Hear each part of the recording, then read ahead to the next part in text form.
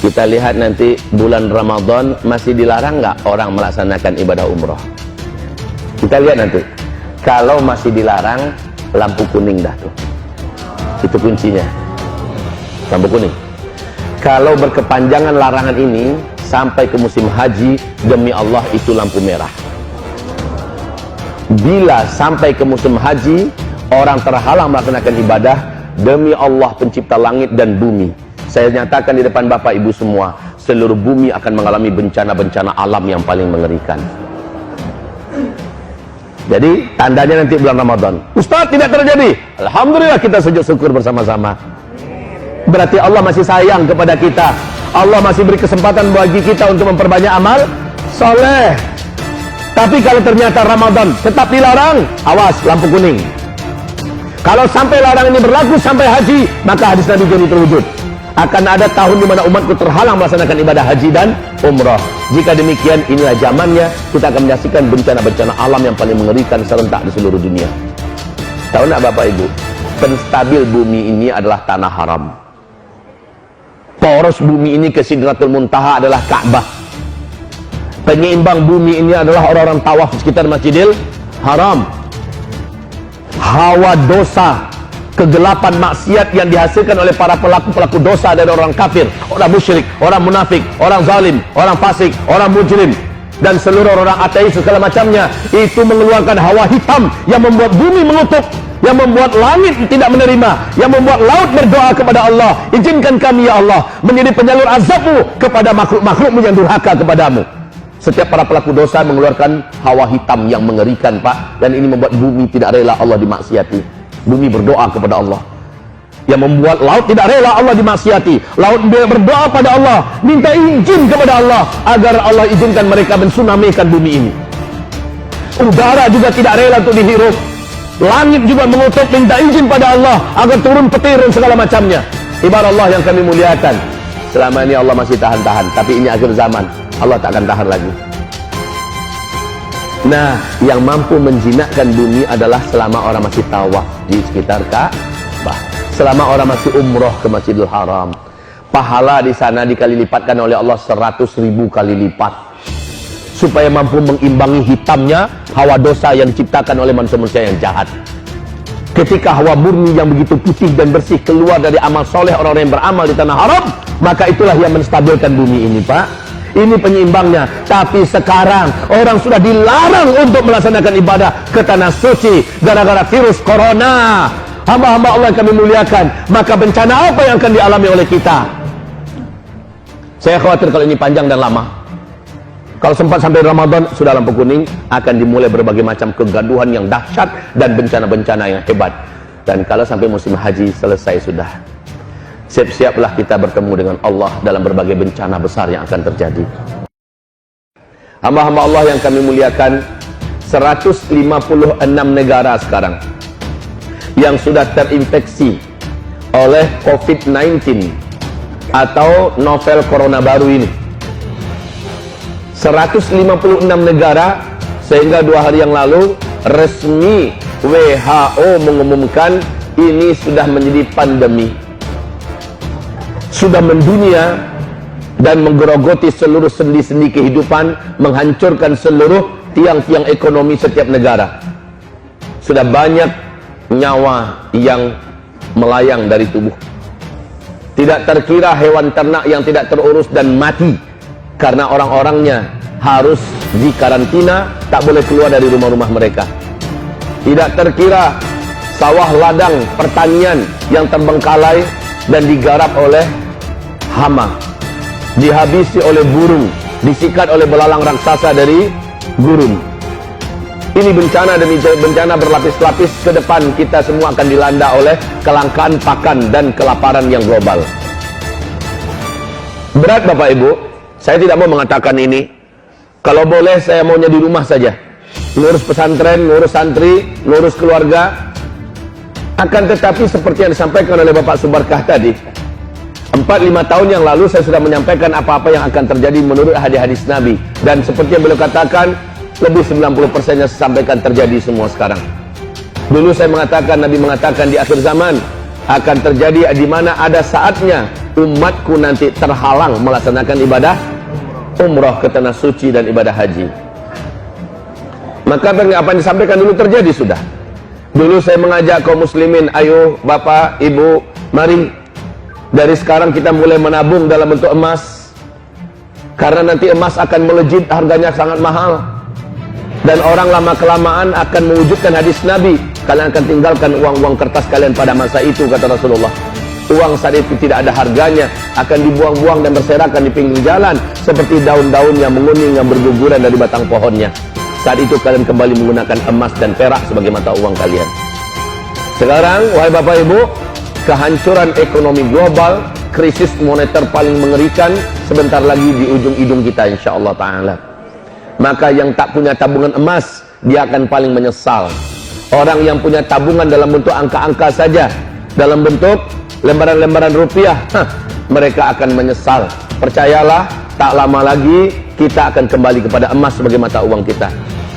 Kalau bapak ibu mengimani ini, maka segeralah beli emas. Ustaz, sekarang emas sedang mahal-mahalnya. Betul, kan sudah saya sampaikan dulu. Dulu emas masih murah. Saya katakan beli emas. Ada uang sedikit beli emas, 1 kilo, 2 kilo, simpan. Kebanyakan ya. Sudah, kalau tak sanggup 1 gram, 2 gram, simpan pak. Daripada nyimpan dalam bentuk rupiah. Toh kapan-kapan kita perlu uang masih bisa diuangkan. Apa ruginya, betul tidak? Wahai bapak ibu hamba-hamba Allah yang kami muliakan, jadi ke depan yang akan kita hadapi setelah ini yaitu kelangkaan pakan. Karena bertahun bapak ibu, belalang raksasa yang bisa menggigit manusia yang masuk ke Cina sekarang, belalang ini adalah belalang gurun. Ini belalang terganas. Dia makan satu hari mampu menghabiskan stok makanan dari pertanian dan lahan-lahan perkebunan yang ada, dapat memakan jatah 35.000 orang manusia satu hari. Sementara bulan April nanti menurut PBB jumlahnya akan menjadi 500 kali lipat lebih banyak dari sekarang. Bencana apa ini wahai bapak ibu? Saya ingat bencana yang sama Allah datangkan pada Fir'aun dulu yang sombong. Allah datangkan dulu kepada Romawi yang jumawa dan merasa paling perkasa. Allah binasakan mereka dengan hama. Ratusan juta hektar lahan pertanian dan perkebunan di Tiongkok daratan habis dimakan oleh ulat bulu. Serangan ulat bulu di sana juga, karena keseimbangan itu sudah hilang bapak ibu. Yang bisa memakan ulat bulu dan dimakan oleh mereka. Maka terjadilah amukan alam dengan izin Allah Subhanahu wa taala. Afrika sedang merana dan menderita karena serangan belalang ini. Arab juga disikat. Arab tak banyak perkebunannya. Kemudian Afghanistan, Pakistan dan India sekarang dah masuk di Cina. Dan kita mengkhawatirkan bulan April kalau ini membengkak menjadi 500 kali lipat seperti yang dikatakan oleh PBB, maka ini akan membawa kepada petaka baru lagi yang mungkin saja lebih ganas daripada corona. Terjadi kelangkaan pakan. Dampak kelangkaan pakan ini adalah wujudnya hadis Nabi sallallahu alaihi wasallam. Nabi berkata, nanti uang kalian yang banyak, gaji kalian yang banyak pada masa itu di akhir zaman takkan mampu memenuhi kebutuhan utama kalian. Harga-harga mahal sulit didapat. Disitulah manusia akan saling berantam. Disitulah manusia akan saling berbunuh-bunuhan. Di dalam hadis Sahih Bukhari dan Muslim, maaf, saya sangat takut menyampaikan ini. Tetapi apa yang mau saya lakukan? Saya tidak punya lagi solusi kecuali saya wajib sampaikan. Bapak ibu lah yang akan mencari solusi masing-masing. Dalam hadis Sahih Bukhari dan Muslim, di kitab Al-Adabul Mufrad, dikatakan oleh Rasulullah SAW di akhir zaman, sebelum kiamat terjadi, kalian akan menyaksikan kehidupan yang sangat berat, di mana hanya demi sepotong roti, tetangga rela membunuh tetangganya sendiri karena lapar. Hanya demi sepotong roti, tetangga tega membunuh tetangganya sendiri karena lapar. Apalagi detik-detik menjelang Dajjal keluar, ada 3 tahun kemarau ekstrim berturut-turut. Kalau nggak salah saya 2017 di sini ya. Saya sampaikan dulu dakwah saya. 2017 saya pernah sampaikan. Saya pernah sampaikan bahwa menurut para pakar ahli dan para ahli-ahli bumi kita, akan terjadi 3 tahun berturut-turut kemarau ekstrim di seluruh dunia. Dari 2019 sampai 2022. 2019, 2020 tahun pertama. 2020, 2021 tahun kedua. 2021, 2022 adalah tahun ketiga. Dan Rasulullah mengatakan menjelang Dajjal keluar ada 3 tahun kemarau berturut-turut yang berat di muka bumi ini. Kita sudah merasakan bagaimana kemarau 2019 kemarin.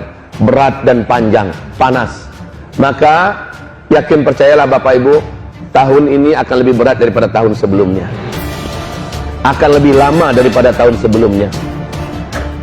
Hasbunallah, ni'mal wakil, ni'mal maula, wa ni'man nasir. Saya bukan hanya sekedar nakutin, yang memang harusnya takut kita, tapi saya akan berikan solusi tentunya. Inilah hebatnya kajian Islam. Setiap ada tarhib, berita-berita pertakut, ada solusi yang diberikan oleh Islam. Apa yang kita buat supaya kita nggak panik? Apa yang harus kita lakukan supaya kita dapat jalan keluarnya? Dan jalan keluar itu dari sekarang. Dari sekarang. Wahai hamba-hamba Allah yang kami muliakan, dulu saya sudah sampaikan. Sebelum saya sampaikan ulang balik di sini, tahu nggak Bapak Ibu, di manakah orang-orang yang paling berisiko untuk mendapatkan kekacauan yang paling mematikan ini? Karena lapar orang menjarah ke sana kemari, karena lapar orang tega membunuh tetangga kiri dan kanannya. Ya, hadis-hadis ini sahih dan ini sepertinya sebentar lagi akan terjadi. Itu hanya akan berlaku di tempat-tempat kepadatan penduduk, di sana bercampur aduk antara orang beriman dengan orang fasik, antara orang beriman dengan orang zalim, antara orang beriman dengan yang tidak beriman, antara orang beriman dengan orang-orang kafir. Saat mereka lapar, mereka akan memporak-porandakan kehidupan sekitarnya demi bertahan hidup. Maka Nabi berkata, sebaik-baik orang beriman di akhir zaman adalah yang melarikan dirinya dan hartanya, membawa keluarganya, menyelamatkan agamanya ke bukit-bukit, kata Rasulullah. Di sini memang belum saya sampaikan, tetapi di banyak kajian saya sampaikan. Baiknya Bapak Ibu sudah punya komunitas di daerah perbukitan, jauh dari kota, jauh dari laut, tinggi dari laut, jauh dari gunung-gunung berapi. Bukit itu dapat dibuat perumahan, tanahnya subur, bisa bercocok tanam, bisa bertani, dan ada sumber-sumber mata air. Dan di tempat tanah itu dikapling-kapling. Orang yang boleh tinggal dengan kita adalah orang-orang yang soleh-soleh, orang yang taat-taat, yang bertakwa, orang-orang beriman, yang akidahnya lurus. Mereka lah yang layak menjadi tetangga-tetangga kita.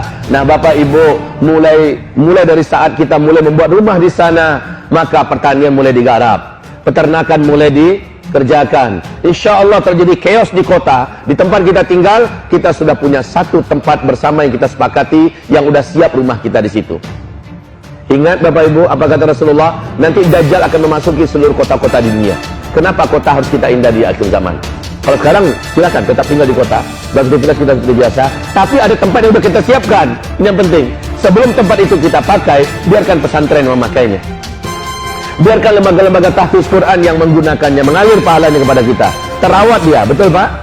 Nah, wahai Bapak Ibu, ini sudah saya anjurkan. Ada beberapa sebab. Kata Rasulullah, Dajjal hanya akan masuk di kota-kota saja. Dan ketika itu bumi sedang kering, air sangat langka, makanan tidak didapat. Orang putus asa hidup. Sementara Dajjal datang membawa gunungan makanan. Dia akan memberikan makanan itu kepada yang mau sujud kepadanya, yang menyembahnya sebagai Tuhan. Dan Dajjal akan mengatraksikan kemampuan-kemampuan yang tidak ada satupun teknologi bumi ini bisa melakukan kemampuan Dajjal. Karena Dajjal ditolong dan dibantu oleh seluruh setan satu bumi. Wahai Bapak Ibu yang kami muliakan, tapi Dajjal akan mengetahui ada kampung-kampung yang diisi oleh orang-orang yang beriman dan bertakwa. Kampung itu airnya tetap mengalir, tanahnya tetap subur, rezekinya melimpah ruah, isinya adalah orang-orang soleh yang bertakwa. Maka Dajjal datang ke kampung itu dan menawarkan diri, akulah Tuhan yang kalian sembah selama ini. Orang-orang beriman yang bertakwa di kampung itu berkata, bukan, engkau adalah Dajjal yang diperingatkan Rasulullah kami tentang engkau. Dajjal marah dan meninggalkan kampung itu sambil meninggalkan kutukan. Kampung itu langsung menjadi kering, tanam-tanamannya langsung menjadi mati, hewan ternaknya mati. Dan Dajjal pergi meninggalkan kampung itu. Tapi hanya sebentar kejadian itu, Allah kembalikan kembali. Nah, ini pentingnya kita mempersiapkan kampung-kampung akhir zaman. Wahai Bapak Ibu yang kami muliakan, ditambah sebelum Dajjal keluar, kelaparan yang akan menjadikan orang membunuh ke sana kemari. Solusinya adalah saat terjadi kelaparan, kita sudah punya komunitas. Di perbukitan. Kenapa di perbukitan? Jawabannya, karena air laut akan naik dengan tajam. Akan terjadi banyak kota-kota yang tenggelam, Bapak Ibu. Kota-kota di tepi pantai akan banyak yang tenggelam. Ini bukan ramalan, sekali lagi ini adalah hadis-hadis Rasulullah Sallallahu Alaihi Wasallam. Kenapa kita harus jauh dari gunung-gunung berapi? Karena ketika meteor mendekati bumi, dan ini ada beberapa asteroid, menurut NASA 2020 ini akan mendekati bumi. Ini akan berdampak kepada aktifnya gunung-gunung berapi di mana-mana. Gunung-gunung akan meletus di mana-mana. Bapak Ibu yang kami muliakan, kita harus jauh dari gunung-gunung berapi. Wahai Bapak Ibu, ini anjuran saya dulu. Dan anjuran ini tetap berlaku dan waktu sekarang sudah semakin sempit. Ketika terjadi lockdown terhadap seperti yang terjadi di Cina, kota ditutup, ya, kota dikarantina, orang-orang wajib tinggal di rumah, tidak boleh kemana-mana. Contoh ya, ketika terjadi semacam di Italia sekarang, lockdown nasional, seluruh negara ditutup, dikarantina, tidak boleh ada yang masuk, tidak boleh ada yang keluar, dan ini cara yang benar menurut sunnah Rasulullah SAW. Nah masalahnya, satu kota-kota yang lain nggak boleh berpindah-pindah, mereka hanya tetap di situ. Kemudian orang yang ada di rumah juga nggak boleh keluyuran kecuali orang yang diberi izin resmi oleh pihak pemerintahan. Ketika terjadi lockdown, wahai Bapak Ibu yang kami muliakan, ketika itu terjadilah seperti terjadi di Wuhan. Orang sekarang sudah mulai bunuh diri dari gedung-gedung karena nggak ada makanan. Hewan ternak mereka mati bergelimpangan. Kebun-kebun mereka habis digarap oleh hama. Tidak ada makanan. Kalaupun ada, sudah membusuk, dijual kepada mereka dengan harga selangit. Akhirnya tidak sedikit yang berpasang-pasangan terjun dari gedung. Semoga Allah lindungi kita. Orang beriman tidak pantas melakukan ini, Pak, Ibu. Nah, ketika lapar, orang brutal, orang ganas, orang akan membunuh ke sana kemari. Saya katakan, orang beriman sepahit apapun keadaan tak akan rela dan tak akan mau membunuh tetangganya sendiri. Betul tidak? Disitulah di akhir zaman kita perlu adanya sebuah komunitas, yang komunitas itu hanya orang beriman yang tinggal. Tapi minta maaf, kalau sekarang kita tinggal dengan orang yang nggak jelas kiri kanan kita. Betul tidak? Sudah selayaknya. Tapi Ustaz, itu kalau tinggal di daerah seperti itu kan butuh dana. Kami harus beli kaplingan, kami harus bikin rumah, kami harus siapkan ternak, kami harus siapkan perkebunan. Dari mana kami dapat uang, Ustaz? Kami ini bukanlah orang mampu. Ekonomi kami terhitung miskin ke bawah. Udah kalau begitu, solusi terbaik di akhir zaman kata Rasulullah SAW adalah yang Allah firmankan di Al-Quran surat Al-An'am ayat 158. Allah menjamin orang yang beriman, yang banyak amal solehnya dan jauh dari maksiat, Allah akan jaga mereka. Ini solusi yang tertinggi dan semua orang bisa lakukan. Kalau membuat perkampungan di perkampungan akhir zaman, yang pergi ke bukit-bukit butuh fulus. Wa ma fi fulus indana, kita nggak punya duit. Maka kalau nggak punya duit, okelah, kita punya Allah. Kita punya iman kepada Allah. Kita harus beriman dengan benar, tauhidkan Allah dengan lurus, campakkan semua kesyirikan yang pernah kita yakini dan kita lakukan. Jangan bergantung kepada selain Allah Subhanahu wa taala, lalu perbanyak melakukan amalan-amalan saleh. Perbanyak lakukan amalan-amalan saleh, jauhi dosa, stop maksiat, berhenti dari amal salah, maksimalkan amalan saleh. Allah akan berpihak pada kita. Apa sabda Rasulullah dalam hadis sahih Imam Muslim? Ihfazillaha yahfazka. Jaga olehmu Allah, Allah akan menjaga engkau. Jaga olehmu Allah, Allah akan jaga engkau. Apa yang maksud dengan menjaga Allah? Maksudnya semua perintah-perintah Allah dijaga, semua larang-larangan Allah jangan dikerjakan. Jangan ada di antara kita yang bermaksiat kepada Allah. Dijamin kamu dijaga oleh Allah Subhanahu wa taala. Wahai Bapak Ibu, ini akhir zaman ya. Setiap kesolehan langsung berbayar tunai dari Allah Subhanahu wa taala. In ahsantum ahsantum li anfusikum. Setiap kamu melakukan kebaikan dan kesolehan, kamu sedang melakukan kebaikan dan kesolehan untuk menyelamatkan diri kamu. Wa in asatum falaha. Kalau kamu buat dosa dan kejahatan, kamulah yang akan menanggung akibatnya. Sekarang berbayar tunai. Orang berbuat baik akan langsung dirasakan tak lama waktu setelah dia melakukan kebaikan itu. Orang melakukan kejahatan tidak tunai oleh Allah langsung dalam waktu yang tak lama. Coba lihat, baru-baru saja India melakukan kejahatan kepada kaum muslimin di New Delhi, di India. Apa yang terjadi sekarang? Ketika presiden partai Hindu radikal yang melakukan pembunuhan di mana-mana dan melegalkan undang-undang secara pemerintahan untuk mengusir 200 juta rakyat muslim yang ada di India dan menafikan, menghapus kewarganegaraan mereka. Ini adalah sebuah kejahatan dalam kemanusiaan yang terbesar untuk saat ini. Akan mereka berlakukan bulan April besok. Belum lagi Aprilnya datang, mereka sudah mulai membabi buta ke sana kemari, menghancurkan masjid-masjid, menginjak-injak Al-Quran kita, dan membakar serta membunuh kaum muslimin, menyiksa sejadinya. Belum lagi April datang. Lalu apa kata ketua partai Hindu yang sangat ekstrim ini, BJP ya, apa katanya? Kita bukan hanya akan usir orang Islam dari India, tapi akan kita usir mereka dari kehidupan dunia ini. Biadab. Habis melakukan itu, pulang dia tabrakan mobilnya, mati. Lihat, Allah sebenarnya bayar tunai. Ini zamannya Allah bayar tunai. Orang-orang yang menyiksa kaum muslimin kemarin di India, banyak yang sekarang buta matanya, lumpuh mendadak. Allahu Akbar. Ada yang kena sambar petir, dan hewan ternak mereka, kambing-kambing, domba-domba, mati segera tiba-tiba. Allah dalam merancang rencana supaya mereka menyembelih Tuhan yang selama ini mereka sembah, sapi. Inilah saatnya Allah bayar tunai setiap kejahatan. Ketika Presiden Republik Rakyat Tiongkok dengan jumawa mengatakan tidak ada satupun kekuatan yang mampu mengguncang Cina, dibayar tunai oleh Allah SWT. Didatangkan bala tentara yang tak nampak, yang tak bisa dihadapi dengan tentara mereka yang banyak. 2 juta tentara mereka, keren-keren militer mereka, hebat-hebat dengan persenjataan mereka, tak mampu menghadapi virus corona. Padahal itu baru satu kecil daripada tentara Allah. Seperti Allah hinakan Namrus dengan lalat, Allah matikan Namrus dengan lalat. Wahai hamba-hamba Allah yang kami muliakan, bagi Allah, walillahi junudus samawati wal ard, milik Allah seluruh tentara yang ada di langit dan di bumi. Jadi kita orang beriman, Bapak Ibu, kebaikan yang kita kerjakan sekarang akan langsung berbuah kepada kebaikan, dibayar kontan. Jangan ragu-ragu. Tapi ingat, ketika kita bermaksiat hari ini, maka tak dalam waktu yang tak lama Allah bayar kontan juga, dirasakan langsung akibatnya. Ini akhir zaman ya, beda dengan sebelumnya. Sekali lagi ingat, ini akhir zaman. Allah Subhanahu wa taala bayar cash, Allah bayar kontan. In ahsantum ahsantum li anfusikum wa in asatum falaha. Kalau kamu melakukan kebaikan, kamu akan langsung mendapatkan akibat kebaikan yang kamu kerjakan itu untuk diri kamu. Dan bila kamu melakukan kejahatan, kamu akan langsung merasakan akibat dari kejahatan itu untuk diri kamu. Maka kita sebagai orang-orang Islam yang ada iman, tak layak pula lah kita macam orang kafir yang tak kenal Allah. Mereka borong masker, mereka borong makanan, mereka borong ini. Ya kalau mereka punya duit, sampai-sampai harganya brutal pun nggak peduli, dibeli. Ya kita nggak begitu, Bapak Ibu. Ya, kita sudah diberikan benteng oleh Allah SWT. Benteng kita siapa? Sebutkan nama Allah yang bisa mendatangkan manfaat, yang bisa mendatangkan mudarat. Sebutkan nama Allah. Apa namanya? Allah itu Asmaul Husna, punya 99 nama terbaik. Coba sebutkan nama Allah yang artinya adalah Sang Maha memberi manfaat, Sang Maha pemberi mudarat. Coba sebutkan nama Allah itu, apa namanya?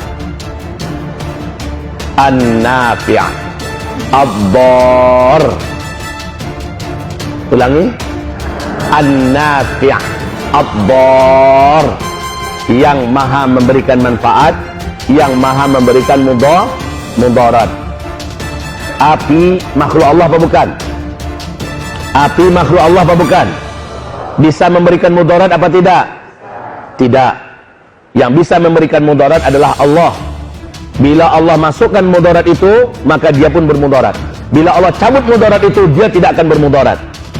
Salah kalau kita mengatakan api bisa memberikan mudarat kecuali dengan izin Allah. Dan itu sudah menjadi sunnatullah. Hai api, jadi kamu dingin, jangan membakar Ibrahim. Siap ya Allah. Api pun dingin ketika itu. Allah cabut mudaratnya. Virus corona makhluk Allah apa tidak? Jawab, virus corona makhluk Allah apa tidak? Apapun virus-virus yang ada di muka bumi makhluk Allah apa tidak? Ia menimbulkan mudarat virus apa Allah? Allah adalah Ad-Dar. Dialah yang menimbulkan mudarat. Yakini itu, Pak. Ad-Dar. Dan Allah lah An-Nafi'. Jangan mengatakan sekarang vaksin sudah ditemukan seolah vaksin menjadi An-Nafi'. An-Nafi' adalah Allah. Tanpa virus corona pun orang semua akan mati. Bahkan DBD sekarang sudah 400 lebih orang yang mati karena DBD di Indonesia ini dalam waktu dekat. Kenapa ini tidak viral? Hah? bukan virus, bukan penyakit yang menimbulkan mudarat. Bahkan ada orang sehat, segar, muda, mati tanpa ada rencana untuk mati, mati. Sedang menyampaikan berita, mati. Sedang nyanyi-nyanyi, mati. Sedang main bola kaki, mati. Raja-raja, mati. Rakyat jelata, mati. Polisi jenderal berpangkat tinggi, mati.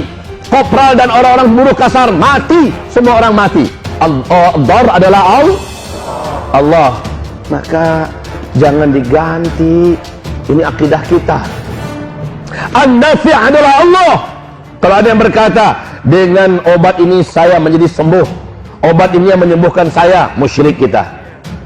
Yang menyembuhkan kita adalah Allah. Tidak pun pakai obat Allah akan sembuhkan, tetapi Allah perintahkan kita tadawau, kamu wajib berobat. Kalau kamu sakit, kamu wajib berobat. Tapi yang menyembuhkan kamu bukan obat. Kamu berobat karena kamu menjalankan perintah Allah dan Rasul, karena taat. Ada orang yang mengatakan ini terserah, ini takdir. Kalau saya mati, matilah, itulah takdir saya. Padahal perintahnya wajib berobat. Ya, Gubernur DKI menyampaikan jangan salam-salaman dulu sekarang. Jangan berpelukan-pelukan dulu sekarang. Cipika-cipiki. Sekarang jangan dulu, walaupun itu baik. Walaupun itu adalah sunnah Islam. Bersalaman bisa menggugurkan dosa-dosa. Orang-orang kafir saja di luar sana. Kemarin Pangeran Charles turun dari mobil mewahnya, hampir saja dia salaman, ingat dia lagi. Salaman ala Sunda aja dah. Ya. Iya, begitu aja dulu sementara. Nggak usah pakai peluk-pelukan. Makanya saya tadi banyak kawan-kawan sahabat kita yang seiman di sini, pas saya datang disambut, dicujuk, saya bilang belum dengar ini berarti. Ya kawan-kawan ini nggak tahu ulama-ulamanya, kiai-kiainya, ustaz-ustaznya, habib-habibnya sudah disalami oleh siapa tadi. Saking banyaknya orang nyalami. Dan kalau terjadi pemindahan ini kaum muslimin, kan bagus sementara nggak usah salaman dulu. Bukan nggak mau salaman ya, tapi kondisinya begitu sekarang. Orang kafir duluan melakukan, kenapa kita? Dengarkanlah, patuhilah pemerintah kita yang sudah mengatakan jangan salaman dulu. Setuju tidak? Untuk sementara. Kalau sudah selesai nanti balik lagi kita seperti biasa. Kalau pengen salaman juga, pakai yang sarung tangan macam ibu ini. Salaman lah. Mana sarung tangannya? Kasih lihat, Bu. Gitu. Pakai sarung tangan begitu. Kalau mau salaman juga, atau ambil tisu. Mana yang mau salaman? Begitu. Iya. Jadi, Masya Allah, kaum muslimin yang kami muliakan, kembali kita kepada ad-daru an-nafi'. Lagi pula ada senjata aku udah diajarin. Wahai Bapak Ibu yang kami muliakan. Ini papan tulis kurang kepake kayaknya ya. Harusnya saya pakai ini. Saya senang melihat papan tulis yang bagus dan besar. Ini impian saya, ini idola saya. Papan tulis kalau udah besar kayak gini saya semangat. Nah, cuma karena waktu kita sangat kasih dan tipis sekali. Ibarat Allah, kita nanti 7:30 selesai, bubar, dan kita berdoa tentunya, kemudian kita selesai. Wahai Bapak Ibu yang kami muliakan, apa yang terjadi berikutnya setelah ini?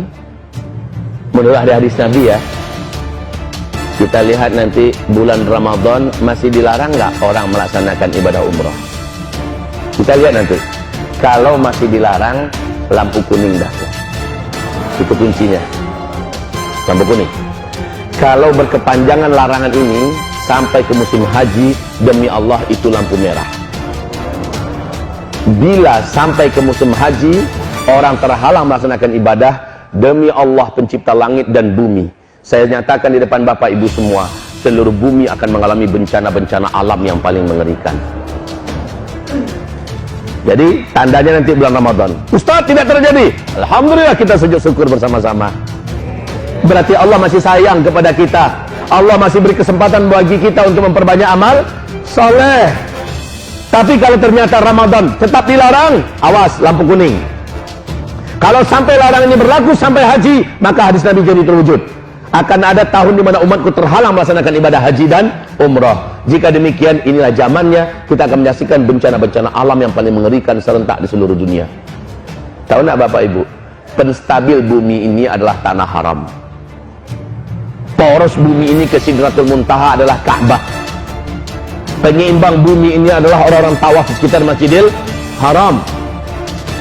Hawa dosa kegelapan maksiat yang dihasilkan oleh para pelaku-pelaku dosa dari orang kafir, orang musyrik, orang munafik, orang zalim, orang fasik, orang mujrim, dan seluruh orang ateis segala macamnya, itu mengeluarkan hawa hitam yang membuat bumi mengutuk, yang membuat langit tidak menerima, yang membuat laut berdoa kepada Allah, izinkan kami ya Allah menjadi penyalur azabmu kepada makhluk-makhlukmu yang durhaka kepadamu.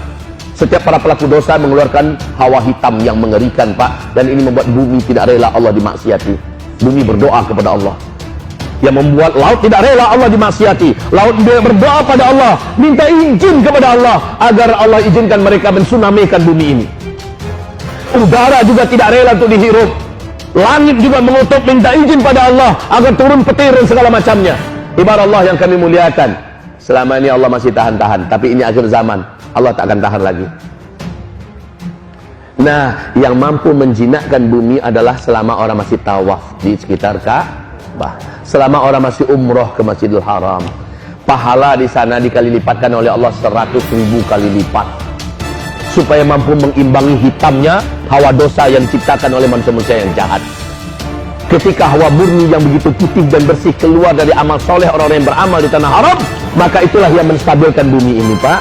Ini penyeimbangnya. Tapi sekarang orang sudah dilarang untuk melaksanakan ibadah ke tanah suci gara-gara virus corona.